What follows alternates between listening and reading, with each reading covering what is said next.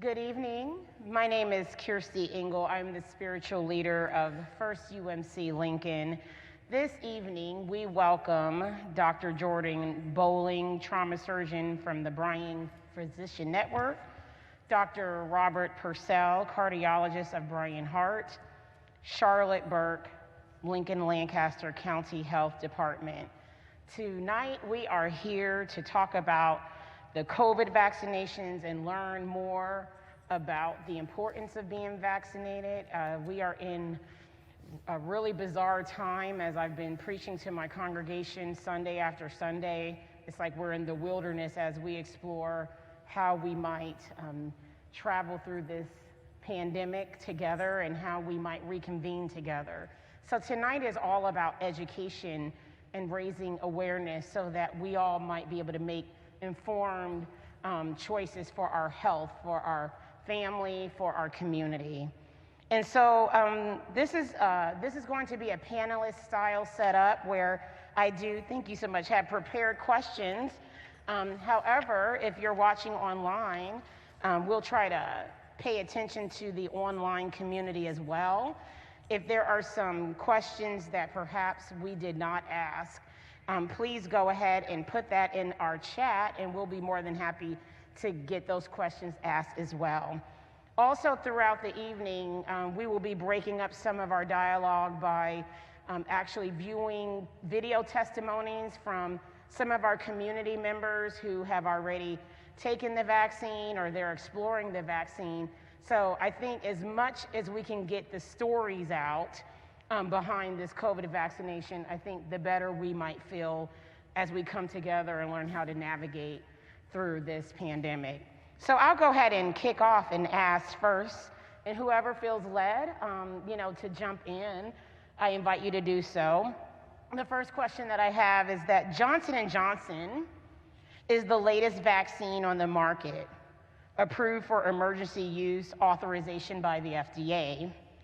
What have you learned about this vaccine, and how does it compare to Pfizer and Moderna? That's part one. And is there a vaccine that I should take over another? I guess I'll answer this first. In terms of Johnson & Johnson, I know there's some of the superficial numbers that came out show its efficacy might be a little lower. However, that if you dig deeper into the numbers, you will see that in terms of preventing severe sickness and fatalities from the virus, it's just as effective, and even more so, this study was initiated later on, and so it also encompassed some of the other strains of the virus, so the more ones that are coming out now out of different places. So if you factor that in, it's actually just as effective, especially for severe disease as the other vaccines. In terms of which one you should take, I think the data is pretty evident that all of them are effective, and whichever one comes first available, I would get.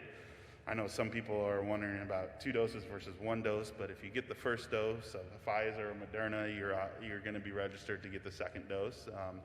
But whatever one is available first, I think they're all equally effective, especially in terms of severe disease and the disease that could land you in the hospital.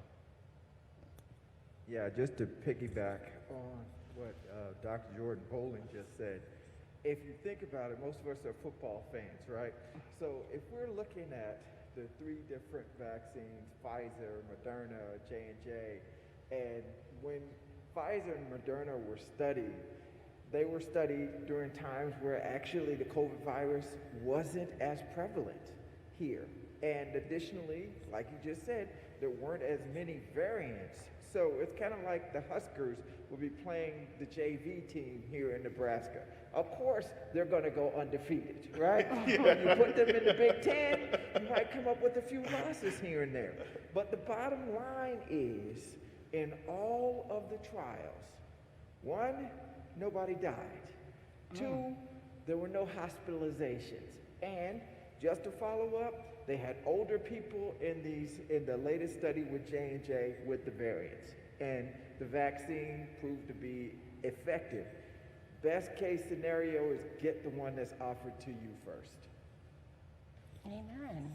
All right, so just to recap, our doctors and our health officials are saying, get what is available first. So that already brings me a level of peace of mind. So thank you so much, because I guess it is human nature to be, oh, well, I got Moderna. Even my mom, she said, like, I got Moderna. And I said, well, I think that I might be getting Pfizer. And she goes, oh. Yeah, all my family members that have gotten the vaccine were asking each other, which one did you get, and when you got to go get the second one, and yeah. All right, so good. So we cleared up even that myth, because it was like 1 dose, 2 dose. Does 2 mean that it's working better than the first one? So gotcha, great. The second question is the data regarding the efficacy of the COVID-19 vaccine has been very, very promising. So why would you recommend people get the vaccine? That's the first part.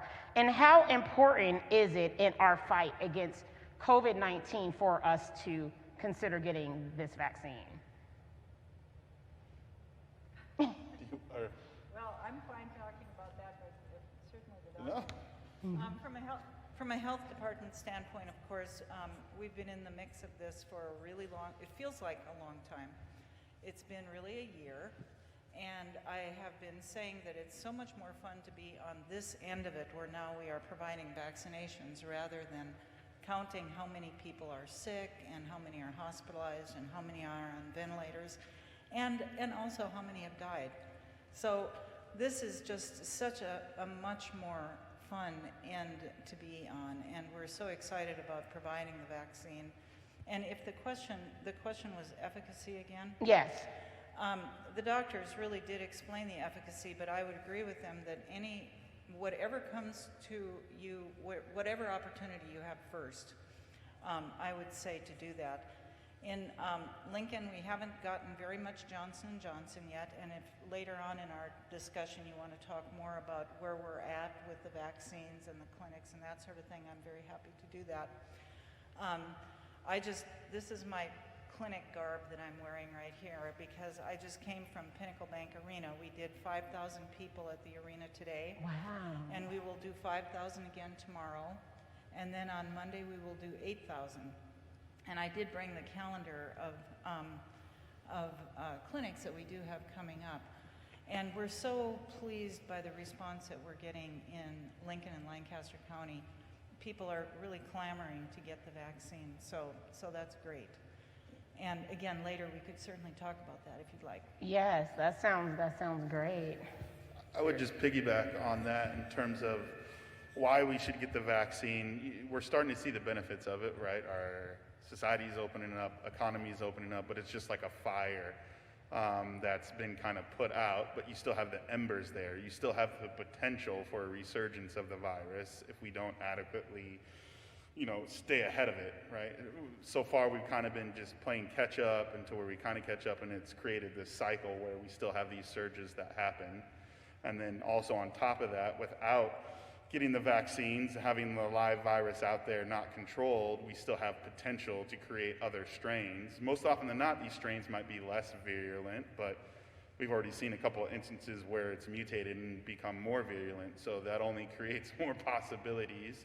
And who knows if the vaccine will be effective against those strains, so it's better to prevent that from happening, right? A great deal of medicine is preventative than instead of playing catch up. That's where we always get into trouble, I would say. And to go even a little further, we tend to think that the vaccine is the be-all and the end-all.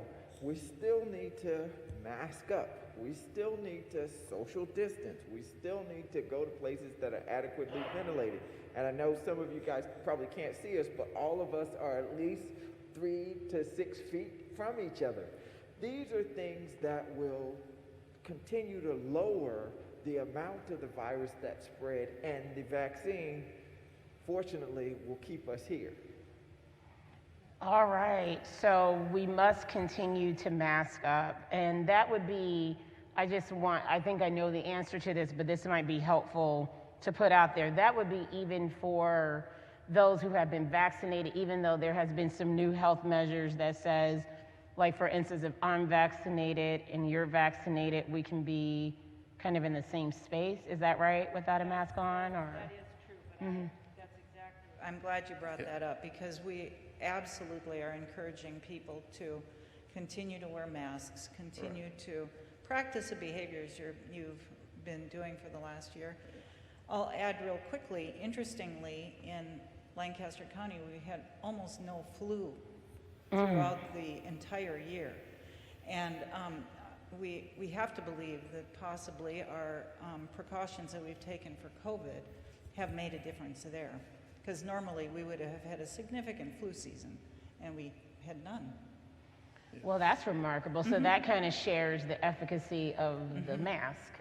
Amen. All right. Well, I think doing those protective measures helps protect against all viruses, but you know, that can cause sickness. And then in terms of the latest precautions, yeah, when you're at home with your family unit, if you're vaccinated, you know, you don't have to wear those masks. But again, when you're going out in public, when you're getting groceries, when you're going to run errands, or if you're by chance hanging out with friends that you haven't seen in a while, right, that are not a part of that close family unit, you should still take all those proper precautions in terms of masking up and social distancing. Okay, well, that's good to know. So you still must wear your mask. It's not like a free-for-all where it's like, yay, I'm vaccinated, so voila, you get to see my face again. Okay. We might get there. I think we can get there, But it takes time, a lot of couple time. years. Yeah. All right, well, we're going to take just a quick break to just kind of gather our thoughts, and we'll take a look at our first video. We're going to be looking at Bob and Carol King, who will be sharing their video testimony of the vaccination process. We've got both shots. The first shot was the 18th of February. The second shot was the 11th of March. So the 25th will be our 2 weeks past total vaccination, and by CDC's definition, in the clear, so to speak. But interestingly, we just were talking about what have they for guidelines now that you're fully vaccinated, and we intend to try to follow those also. I was very hopeful that this was going to be the answer for us, and I know that I thought as soon as we can get it, I want to. But we really made sure that we read anything that came in the newspaper or in magazines or online. We really paid attention to what they were saying, the science of it. So I think the science of it, and knowing these really remarkable medical people were in favor of it, and the science, and that really convinced us that it would be safe and that it was something we wanted to do.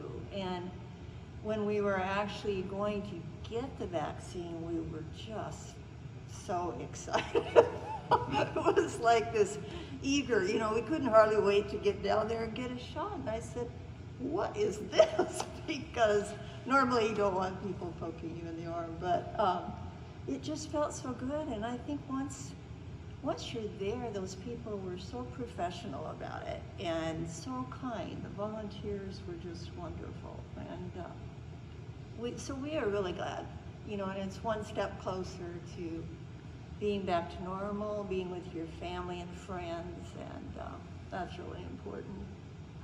Initially, I thought, similarly to what my reaction has been with flu vaccines, which has not been strong, do we really need it? But obviously, as it progressed, and there was more information available about herd immunity, it all started to make sense for me, and I went out and got my flu shot first. And we both were very much in favor of the vaccine. Just knowing that once our church friends and some other family people or other friends from other places, when we're all vaccinated, then you can get together and do things like you used to. So that will really get us back to normal, and we're very eager for that to happen. We are thankful for the King's testimony. Now, one thing that Carol said was she was excited when their names were called to get this vaccine. But this is going to lead into the heart of, I think, the million-dollar question that everyone wants to know. And I'm hoping that maybe we can have a transparent conversation just to get this out here, because my mom was anxious, but she got her shot. My grandparents got their shots. But the anxiousness is around this question of, how do we know that the vaccines are safe?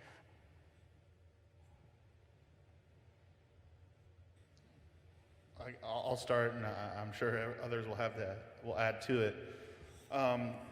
So to be able to mass produce a vaccine and then give it out, you have to do an in-depth study that includes clinical trials, and to even initiate further into those trials, you have to first evaluate its safety. So even to get from stage 1 to stage 2 to progress, it'll stop right there dead in its tracks if it's not deemed safe. And so that's first and foremost, that you have to reliably show that this vaccine is safe before you can even study its efficacy. So without demonstrating that it's safe for the population, this would have been nipped in the bud right from the start. And I know a lot of people are thinking that maybe this moved too fast, but if you guys remember, way back in the day, there was the SARS kind of pandemic. Well, this is a strain of that. You know, if you look at the actual name of COVID, it has SARS in it. So this particular virus, even though this is a little bit different, the basic structures of it have been studied for, already 10 years. And so that's why, with a push and an emphasis on, really delineating the, interest and manpower in studying COVID, we were able to do it so quickly because the groundwork had already been there. And then we were able to do the trials and test its safety even before efficacy, rather quickly, because we just had all powers and all steam ahead trying to get this through to protect everyone. Yeah, I'll follow up on that. Exactly right. And most people tend to think, well, there was 1 or 2 or 3 vaccines that, we just steamroll through, which is not the case. There are over 50 different potential vaccines that were studied. Most of them got nipped in the bud very early. These are the only few of them that did show, 1, it worked, and most importantly, it was safe, from starting in a petri dish all the way up to human trials. And this is why we all recommend that we get vaccinated. And if it's good enough for, as I like to say, President Obama, I think I'll take it. Right out. Very good. So the vaccines are tested, and what I'm hearing you say is that, and let's talk about these 3 vaccines right now. They wouldn't have even gotten as far as they had if something would have failed. They would not have pushed that through to begin with, is what you're saying, to put it in layperson's. Correct. They would have stopped early in the clinical trials if they found out it was not safe. Okay. They wouldn't even got to test it against a placebo to see its effectiveness or anything like that if they first were not able to prove that it was a safe. Well, you definitely busted one myth open, and I want us to keep going down this journey of myths. When it does come to the COVID-19 vaccine, there's a lot of misinformation floating around there, myths around the internet and social media. One that I can think of, the one that I just heard of yesterday, was a young lady saying that she was concerned that the vaccinations would make her infertile, and so that was her hesitation for even getting it. And then her doctor clarified that that was not the case, and so she will be getting her vaccination. So what are some of the common myths that maybe we could name in this space that you have heard or seen, and how can we debunk those myths tonight for our community? Initially, this was really crazy because we saw things online that said that Black people were immune from the virus. And it turns out that it was flipped on its head. I mean, people who were in poor communities, Black and brown folk, these are the people who are dying the fastest and the most. And so this is one of the main reasons why I'm sitting on this panel, okay? This is one of the main reasons why I was one of the first people in Nebraska to sign up for the virus. When you're seeing reports every day that black and brown people are dying at 2, 3, 4 times the rate of everybody else, you start to think, well, is it something inherent in my skin color and my DNA? So I was a little bit paranoid. I started wearing, like, instead of 1 mask, not 2 masks, but actually 3 masks at work. You know, I got a little short of breath when I was walking upstairs, but I was like, I will get this shot.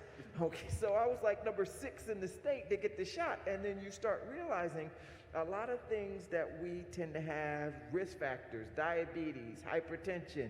We're not going to have access to good medical care. So when you get sick from anything, especially like this virus, you tend to die or be hospitalized or wind up on a ventilator, and it affects you adversely. Yeah, agreed. And I think that just plays in, or accentuates the long history we have between populations of color and medicine. For whatever reason, we have higher instances of comorbidities, like he said, diabetes, hypertension. It's multifactorial. We can sit there and say what the cause is, but at the end of the day, it puts us at higher risk, especially for COVID. And so I think we really have to be cognizant of that and really make an effort to protect ourselves and not believe these myths, because as of now, we're also getting vaccinated at less rates. So that's very scary to me. And I mean, we can go into the whole history. I love doing it. I've given lectures about racism in medicine. But the bottom line is we want to be here to have those discussions. So that myth has been busted, as Dr. Caldwell said, and I think it's really important. I think 2 other ones I've kind of heard are more along the lines of conspiracy theories, kind of.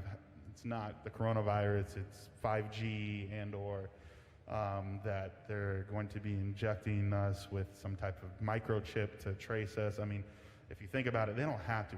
They can track us all they want on our phones, our mobile devices. There's no need for a microchip. We've given that away a long time ago if they really wanted to. In terms of the 5G, I just, I've watched videos people have sent me, and it just doesn't add up, I think you really have to be cognizant of where you turn to for your news sources, because the algorithms that they have on YouTube or Google is going to feed you things that you're already interested in, right? So this is what we call selection bias. It's going to already give you stuff that you're already kind of believing, rather than giving you stuff that's actually based in factual data or research. So I think you have to be very wary of those things in terms of where you're getting your information and finding it trustworthy or not. Thank you. Yeah, thank you for sharing the algorithm piece, because with the social media, I think it's important to name. You go down a dark hole. Like, if I look up barrettes or headbands, and all of a sudden you get all these ads trying to sell me barrettes and headbands. So this is no different. Every time. This is scary. And how did you want to weigh on this? I'd like to throw out another myth that we hear frequently for the doctors to address, and that is that it alters our DNA. Yeah. Yes, I've heard that one as well. Yeah. True. Have you also, the last myth, I don't know if it's a myth or not, but right now in our family, my 17-year-old is opposed to it. I know this might be a sensitive issue, but she talked about aborted fetuses are being used as part of the vaccine. Could you weigh on that? Because that's kind of real talk for people who are really concerned about those types of issues as well. So what are your thoughts about that? Well, I mean, in a lot of research, and stem cells are used, but they don't get them from, I don't believe, fetuses that they have a check-in sheet, and then we need this quota for it. They're given they use what they are given. But yes, and tons of research that is keeping many people alive, it does use stem cells, and some of them can get stem cells from adults, but that's more difficult and more costly. And so I'm not sure that these are all coming from fetal stem cells and how that's organized, but it's possible, but that's used in the research. Yeah. Yeah, I think the last study I saw said less than 1.2% was actually contributed to any of the vaccines, and that was the most. And, you know, when we think about it, and this goes back to kind of black and brown communities, I did not realize I was working with these cells called HeLa cells, and this was actually popularized in a movie that an African-American woman in the 50s had breast cancer, and they've been using her cells all over the world, HeLa cells, and her name was Johns Henrietta Hopkins. Lacks. Yep. Yeah, and I went to Hopkins, so I was like, I didn't know that. But I think now finally, you know, they're reimbursing her family. So some of these things, unfortunately, we may not be able to avoid, but there have been around, and I think that these will definitely make us live longer and be here longer. Right. Well, And it's part of our reality. Yeah, and the religious or philosophical questions around that are important discussions. They need to be had. I don't think there's anything wrong with that type of discourse. I think it's fruitful, and it could possibly lead to, you know, better organization of research or how they approach it. But ultimately, I also would like people around here to have that discussion, you know, and so I hope that you would still get vaccinated. Right. Please. Yeah, I wouldn't wait 5 years to get the first vaccine that didn't have any human tissue or interaction. It's like, what is they call that, near meat or new meat or completely vegetarian meat, things like that. Look at how long it's really taken for that to be, you know, widely accepted, like at Burger King now. Possible Whopper. Yeah. Right. Well, this is really helpful, and I appreciate everyone, even with certain philosophical or moral issues there.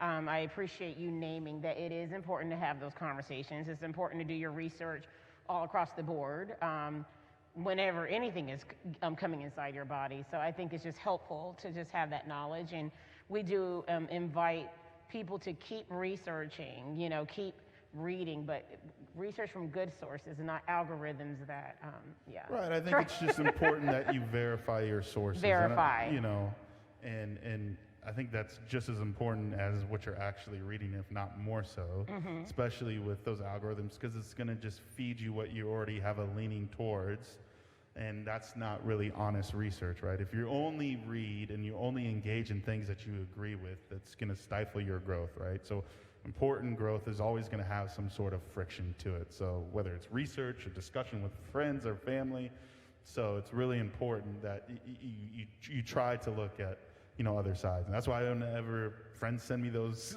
videos or what, you know, I go down that hole for a little bit, and then I'll have the discussion with them why I kind of disagree with it or whatnot. Yeah, well, that'll preach all by itself. Yeah, everything you just said. Well, we're going to just kind of check in a little bit with another video testimony and get ourselves centered. Now we're going to be listening to Debbie Coffey and hear what she has to say on the subject. Hi, I'm Debbie Coffey. I'm a respiratory therapist at Bryan West Hospital. You know, when COVID-19 hit at the hospital, it was crazy. Every day there was a new learning experience. Procedures changed, rules changed. It was just all up in the air. We finally got a system down, and it worked really well. I worked mostly with the general care COVID patients, the ones that would start out on low oxygen, and then their needs would increase until it was time to transfer them to the ICU. So I saw a lot of different people in that area. I had my second vaccine on December 31st. So I've been fully vaccinated for, 2.5 months now. Well, once they announced that the hospital employees were eligible to get it, we all got an email. We got signed up, we went up, and it was a very smooth process that we went in, signed our names, went and got the shot, and they gave us our card so we could come back in 3 weeks and get the second vaccine. You know what? We all were so excited at the hospital. I've never really seen anything like it. All my coworkers, we were posing with pictures with our cards. People were excited when they got we were texting each other. It's time to get our shots. Who's getting them? What time? Are you going? Can we go together? They gave us little buttons that we proudly wear on our name badges now. that we got it. Everybody's been pretty excited about it. There was only a couple people in like our department that were leery of it. We had a couple employees that had just had babies and were still nursing, and a couple that were still pregnant. So, but they now since have gotten their shots, their first ones now too. I think a lot of our problem is social media, that people are getting their information off of that instead of from the experts. I mean, if you would even look at the doctors at the hospital, that was kind of our role models, is we saw all the doctors rolling their sleeves up to get the vaccine, and I feel like if they're willing to do it, then why shouldn't I? So I think everybody needs to be a role model with it. It is a personal choice. I don't think that people should be intimidated or discredited if they don't want to get it. I mean, that's what America's about. But I think just for the safety of everyone, and I think we all want to get back to normal. Well, that's what the vaccine, you are protecting each other. You know, you're keeping yourself from, you know, maybe you're that one person that only gets it mild, but that doesn't mean like my 72-year-old next door neighbor, if I was passing him for, to get the mail or something, that I didn't give it to him, and he could be the one that's on the ventilator in a week or so. So I think it's important that you get it for yourself and for your family and your neighbors.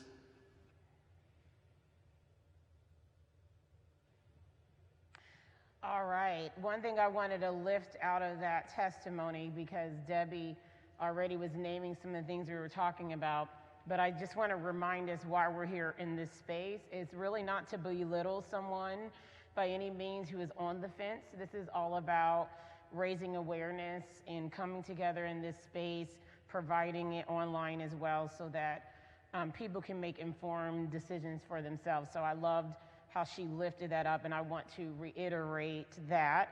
One thing, though, that I also would like to talk about, which has given me some personal anxiety, because I have not had the shot yet, and I'm kind of a wimp when it comes down to just being sick in general. I've been blessed to be healthy most of my life to some degree. So I'm curious, what are some of the side effects that we can expect from this vaccination? And part two for me is, if you have side effects, does that mean the shot is working? And if you don't have side effects, does that mean it's not working as much? That's another myth maybe. So maybe we can talk a little bit around and get some conversation around that. Okay, in terms of side effects, I'll speak about, you know, my own personal experience. I was expecting flu-like symptoms, fevers, chills, and I had nothing. I posted this even on Twitter. I was on my Peloton bike the next day. My wife was like, I think you need to do this to let people know that, one, I didn't have any symptoms. But apparently, you can get some symptoms, but this is actually in a minority of people. And some people will get a redness or a little bit of a rash, can be up to a week around the site. But the majority of people, over half, may not get much of anything. Yeah, and like you said, the symptoms that you get are flu-like or common cold type symptoms, right? A little bit of headache, a little fever, some chills, but they come and go rather quickly.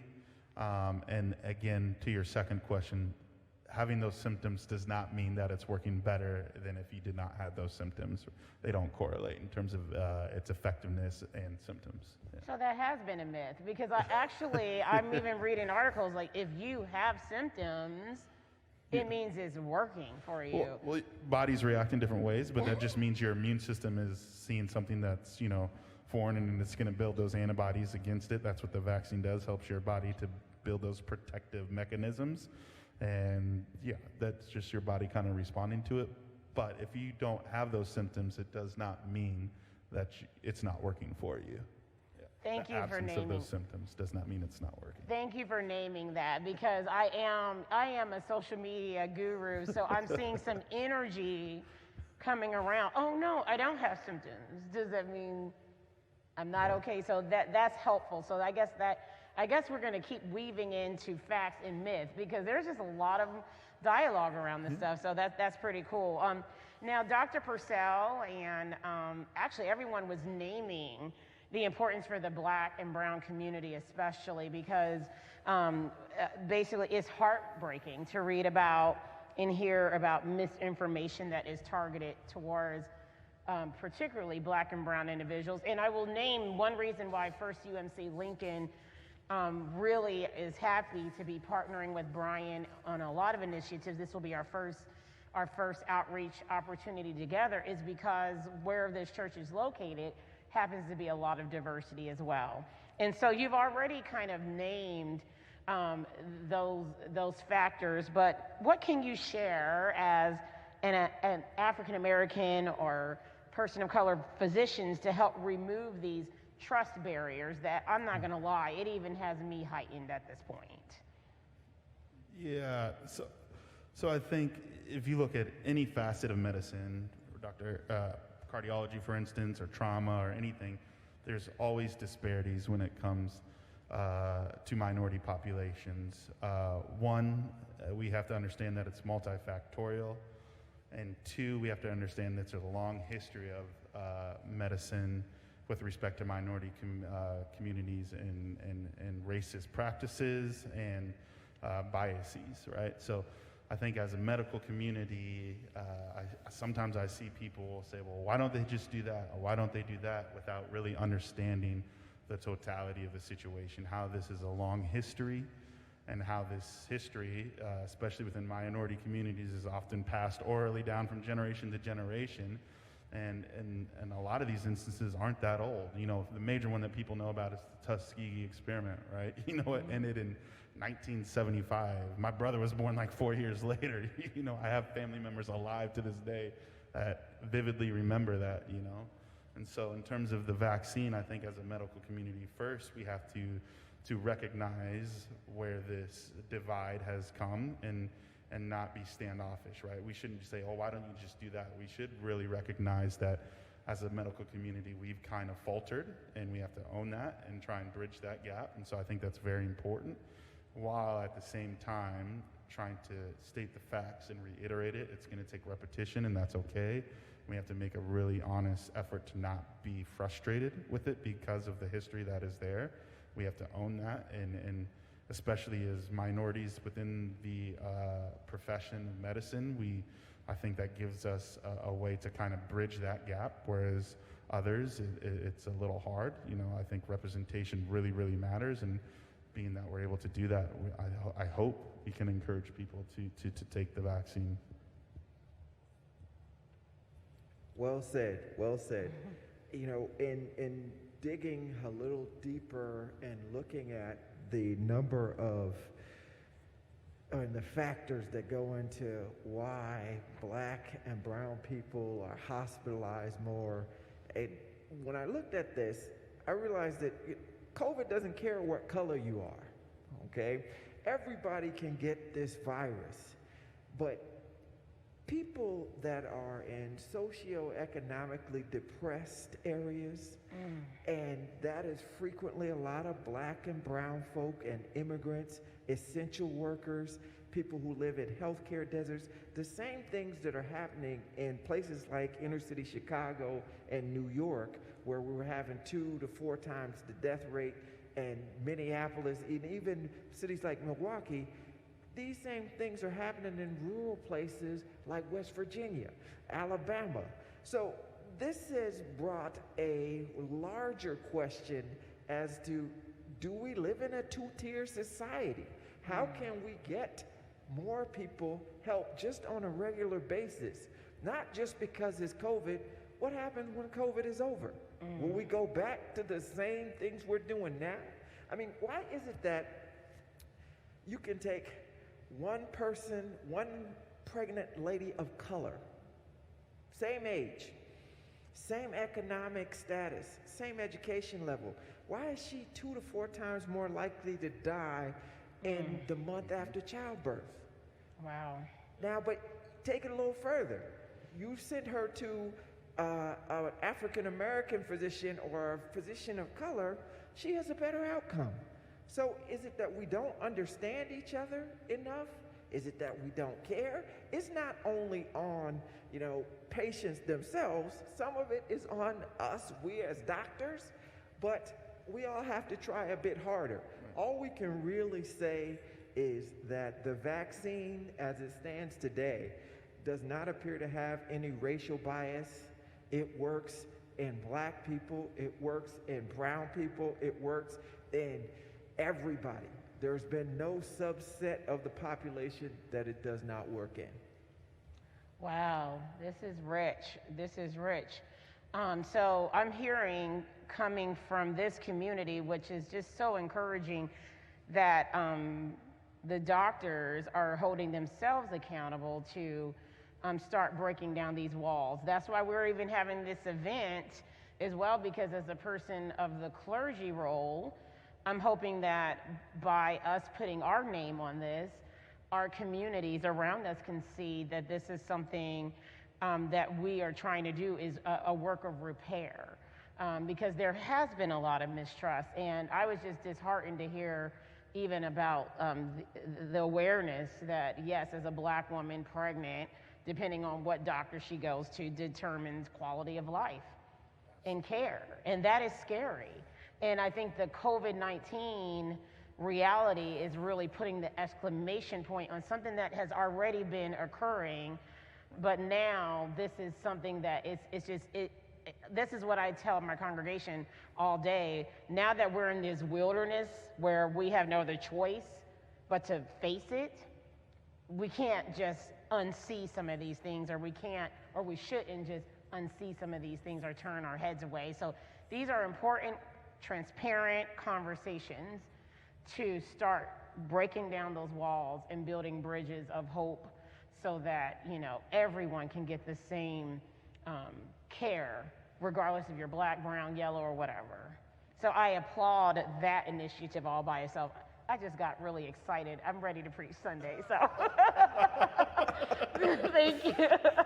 Did you have any thing to weigh in on just from your, just from your awareness? Well, I will say I really appreciate what you're saying about people of color not coming forward as rapidly to get the vaccine. And I'll mention that, if this is an okay time to talk a little bit about how it is that people even are eligible to get the vaccine and how they register. And everybody, I encourage everybody to register. And they register at the covid19.lincoln.ne.gov site. And it's from that registration that then we can pull the populations, for example, the age groups.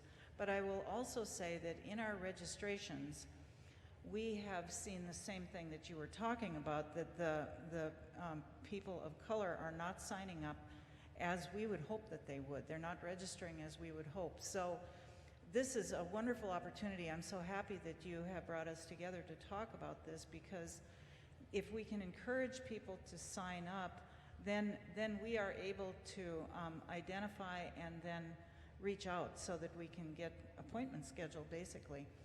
And I'd also like to take a minute to thank Bryan Hospital, or Bryan Health, as well as CHI St. Elizabeth, because the way in which our medical community has come together to address this COVID pandemic is just remarkable. I feel really blessed to live in Lincoln, because we have, I think, done a marvelous job of working together to move forward as rapidly as we have in terms of now to the point, of course, of vaccinating individuals. But throughout the entire pandemic, it's been a wonderful partnership. Yes, yes. I would just say one thing. I think in terms of registering, this is a real big area where race and socioeconomic status come into play. The main way to register is online, but we have to realize, you see this in large cities too, but I'm sure even here and in Omaha, that not everybody has access to internet to do that registering. So I know people are starting to make phone calls to people that haven't registered or might fit into that demographic. So if you have friends and family that that don't have internet access, help register them, or give them information where they can call, because it's really easy for us to just say, oh yeah, you just go online, but not everyone has that capability, and we have to be very cognizant of that and try and reach that population even more so, because if they're at risk for not being able to register, they're going to be at risk for a whole other things that come with being in that socioeconomic status, in terms of access to health care, adequate health care, and being able transportation to get there and things like that. So I think that's really important. I'm happy you stated that. And that's a wonderful segue into giving you the phone number that people can call, and that would be 402-441-8006. And people can call in, and then they will be helped to get registered also. So I'm going to put that in our chat, 402-441. 8006. And if people do go online, I think probably many of you have registered here, so that if you do go online and use that covid19.lincoln.ne.gov website, then immediately you go to a tab where it can be, where the registration form is shown, so that then you can fill that out. And I don't know if you have that ability now in our session here to show how that works, but I'd encourage people to definitely look at that. Well, we will definitely, from this conversation, I'll get with you again just to make sure we can capture those resources on our page as well. What I'd like to do is check in with our last video. It'll be Elaine and Glenn Johnson, and then we'll see if we can kind of, as the video is playing, to the online community, if there's any questions that you might have that you were hoping to hear named and we didn't address that, do so. And then I just have a couple of just wrap-up questions to ask as well. So let's take a look at what the Johnsons have to say on the matter. The prospect of having a vaccine and having it fairly quickly was pretty exciting. It was kind of a relief. Well, right. It was like, oh, this may be our freedom to get out now. And I was excited about it. I thought, oh, because we have really been inside a lot. And I thought about all of the people that have died. We have both doses now. We have of the Pfizer that we have. So yes, and that is great. And in the Pinnacle Bank Arena, it was crowded. And it was like when we walked in there, it was a little like, oh my, we're not used to being in crowds. But everybody directed us, and it went pretty smoothly, I felt. And I had to talk to the nurse when she gave me the inoculation, and I thanked her, and it was like tears did come to your eyes. It was like, oh wow. And all of the volunteers that were there to help out, that people are giving their time to do this, so that was super too. Well, we had to wait 2 weeks between the Or 3 weeks. Was it 3 weeks we had to wait? And our second one was just, will be 2 weeks this from Thursday. This Thursday. Yeah. I had really no reaction to either one of them. They were, a little shot in the arm, and Yeah. I didn't feel anything after that. It was just fine. First one with the Pfizer, it was my arm swelled, and then I was so sleepy. I felt like I could sleep for a few days, but that was the only thing. The second time I had it, the nurse says, okay, this may be the one that you are going to have more of a reaction. They say usually the second with the Pfizer is when you have it. And I didn't have any reaction to that. That was all good, and it was like, I felt like the Holy Spirit was there for me all during this. We're grateful for all of those who have led us into their journey as they shared their experience with the vaccination process. I'm also grateful for everyone that's on this stage and those that are here in our health community, because I don't know if people are aware of this, or if they are, I think it's important for me to name this, that you all were the first ones to take the shot. And I guess my question is, obviously you're serving as role models today, you're walking the talk, but can you share with us, like, what was the rationale behind perhaps you all being first, and how do you see that as modeling, I guess, the next steps for us as the community to follow? Would you like me to take that one? I can go through a bit of how that, I think you're asking how the process worked, is that correct? Well, I'm kind of just wondering, like, yeah, why were you all first? I call you role models, but why were you all first? And then what do you think by, what message are you getting across by the health community being first and so forth like that? Yes. Well, certainly we followed some pretty specific protocols, and the healthcare community, everybody in the healthcare community were the first ones to be vaccinated, as well as those that are, like, for example, the EMTs. Those were the first populations to be vaccinated. I actually waited till I hit my age, because I wasn't in the frontline healthcare communities. So after that group, fortunately also, about at the same time, there were allocations that were provided to some pharmacies to be able to provide vaccinations to those living in assisted living and long-term care facilities, as well as the staff. And I will mention that there have been, since that time, there have been very, very, very few instances of COVID in those facilities. So we feel very grateful for that. Then, of course, we moved into other populations, and we were working with the varied age groups. And I'll mention that right now we are at the 58 and older age group, but we have also been able to get into having the educators vaccinated. We're working with all kinds of other areas now, so that we're able to move into our broader population. Do you I guess a smoother way to ask this question is, do you consider yourself as a role model since you went first? I don't know if I would consider myself a role model because I was going to get this vaccine no matter what I think. During that time, after going in and out of patients' rooms with essentially a hazmat suit on and watching them not be able to breathe on respirators or what we term ventilators, I knew that I did not want this. So I was taking every precaution known to man, double gloving, triple masking.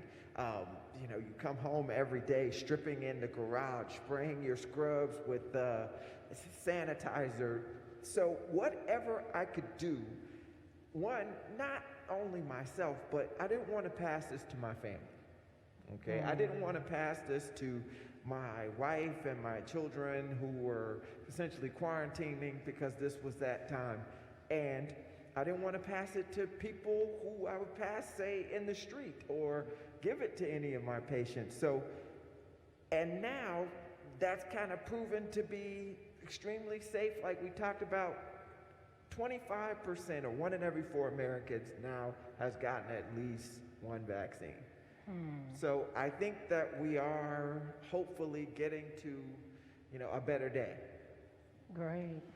Yeah, just to add on that, I being in medicine, we took an oath. The first thing is do no harm, right? So, yet we still have an extraordinary number of patients we have to see and interact with every day. So to me, that was the safe thing to do to protect not only myself, but my patients.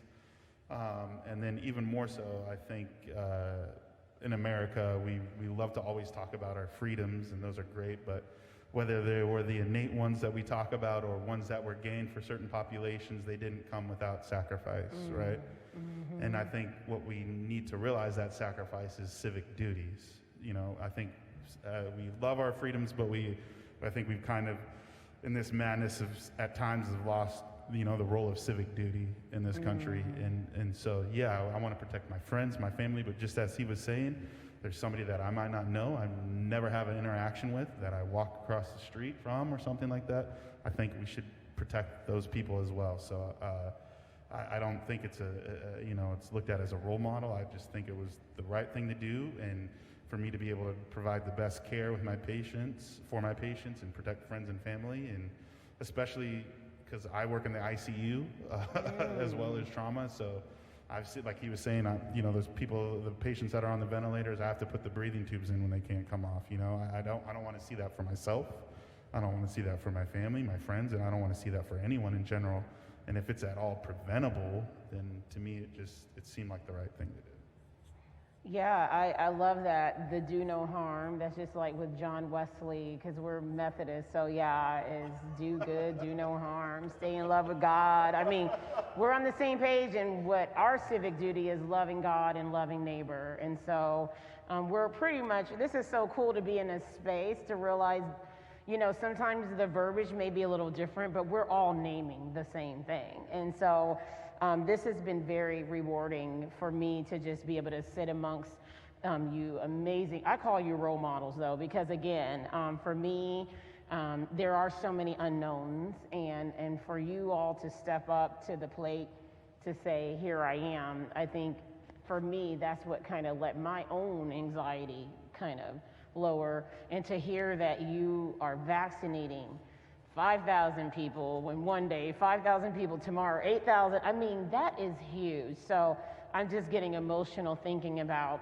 the sacrifice. And I'm also getting emotional thinking about the faces that we're hearing the stats, but just to remind people that there are human lives behind these stats, that there are people who have survived this pandemic beast, but then there are others who have not, and I can only imagine what you have seen in your community. So that's something. The one thing there's two questions that I'm thinking of. The first question is, and I don't know if you have any information, but how often does the research say that we'll have to keep getting vaccinated? Is it like a flu shot once a year? Is it every 3 months? Do we have any more clarity around those timelines? Yeah, I don't think there's enough data to elucidate that answer or figure it out. It's only gonna, after we hopefully get through this next hump, we'll see if there's mutations and how the total case is and versus death and all that plans out. But is it a possibility? Yeah, it might be a yearly shot. That's a very real possibility with how we're going and how it's become a kind of cycle that feeds on itself. Hopefully we don't, but I think it's really too early to tell. Yeah, I'd agree, but I wouldn't be surprised if 2 years from now we're looking at this like flu shots for certain individuals. Do you have any statistics on what percentage of the population would need to get vaccinated to hopefully get us out of this plateau and get these numbers like almost, not there anymore? Herd immunity, herd immunity. Certainly wanting at least 70% and above. 70% and above, so you heard it, people watching online. This is another reason, a lot of these questions I kind of knew what you were going to say, but this is why we're raising awareness as well, because it really is going to be disheartening if you have this vaccine now and only 30% of the population is vaccinated and you're kind of still stuck in this spot. So that's why we want to keep getting information out so that we can get on to some sort of new normal. And I guess my final question, because I didn't see any online, but I am seeing a lot of positive celebrations of good information, and so I thank you for your time in this space. One thing I have heard consistently on our video testimonies are, I feel hopeful, I feel relieved. So I guess my question that I'll leave with you all is, when we get vaccinated, is that something to feel hopeful about? If so, why? I'll go first. First, thank you for inviting me and the rest of us, I'm sure, But when I got my vaccine, I thought that that was something I could do to really fight against what was going on. Yes, we do these passive things like, okay, I'm going to put on my mask, I'm going to wash my hands and do these kinds of things. But I thought this was actually something I was doing to actually fight against the spread, fight against myself getting it. And I did feel very, very hopeful, because I thought that, all right, if I can do this and other people can do this, then there is a light at the end of the tunnel. Agreed. As more and more of my family and friends have gotten vaccinated, we're hopeful that we can actually start to make some plans to see each other more in the future. And so I think it definitely makes me hopeful. Always, I am a pessimist at heart, being in medicine, but that's not in a negative way. It's not negative pessimism. I think there's definitely a light at the end of the tunnel, but we have to make sure as we progress that our diligence doesn't let up, that we keep pushing and we keep having those conversations with people that are wary about getting it, and we try and keep having those fruitful interactions that can keep pushing that hope forward. And thank you for having us so much. Oh, yes, this has been great for me, yes. Yes, and I'll thank you again, too. And I feel very hopeful, and I have 10 grandchildren, and I miss them. I haven't seen many of them for a long time.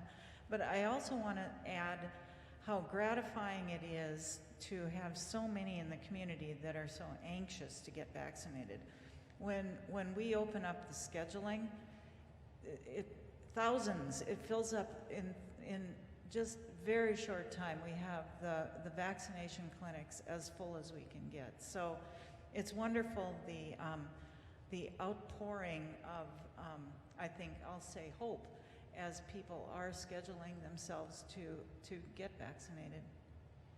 Well, thank you again. Are there any final thoughts that you would like to share in this space? Things that you were hoping that I would ask and I didn't? Things that you would just like to reiterate today?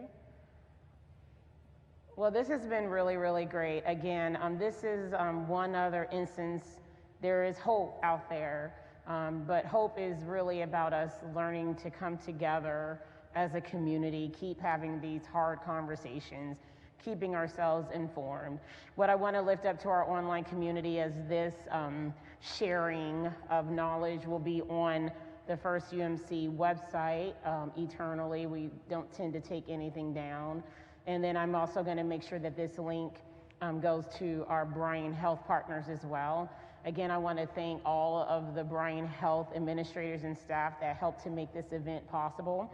And what we are hoping as a community is that First UMC and Bryan can continue to have important discussions, not just as it pertains to COVID-19, but again, because we are in the northeast part of Lincoln. We are in a wealth of diversity, and there are a lot of issues as it pertains to health that systemically affects Black and brown people. And we just want to keep that awareness before you, and anything that the church can do to help facilitate those conversations and help rebuild that system of trust, we are all for it. So we thank you again for your presence and your time, and I hope to see you again without masks at some point. That's my hope, because I had to look at the flyer to go, okay, that's Dr. Percell, that's Dr. Jordan, that's Charlotte, so but again, I'm just grateful to be in this space. So thank you so much. Thank you for tuning in, and we'll see you next time. Take care.